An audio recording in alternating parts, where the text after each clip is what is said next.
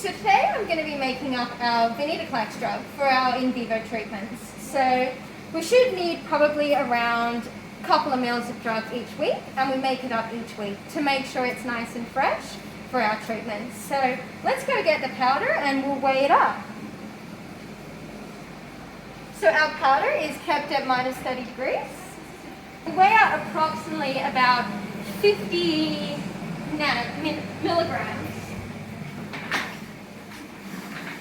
Let the scales work out what we've got. We're at 64.66 milligrams.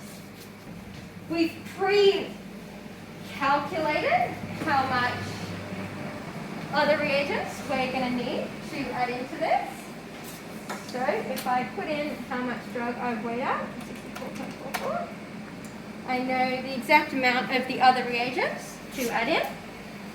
It's pretty straightforward. We just got to make sure we add the reagents in a particular order to make sure we dissolve the powder effectively. Starting with our first addition.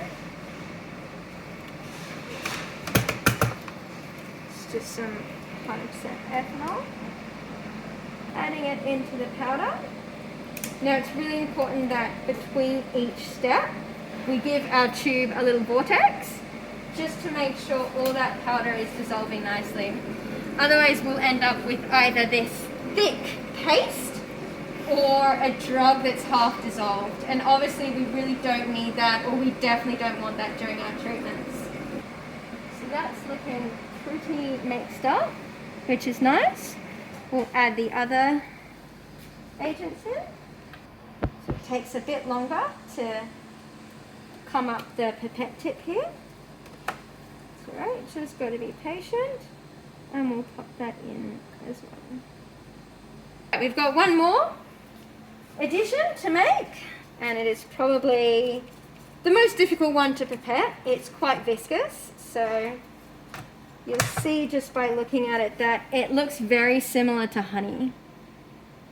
We don't want any air bubbles when we're sucking up our liquid on our pipette. Just makes for inaccurate volume measurements. There we go. One more vortex, and we'll be adding in the vehicle, which I can do just before treatments because I've already pre-made up my vehicle for this drug. Yeah, so it looks very well mixed at this point, so I'd be very happy to say that we're ready to go with treatments with our venetoclax.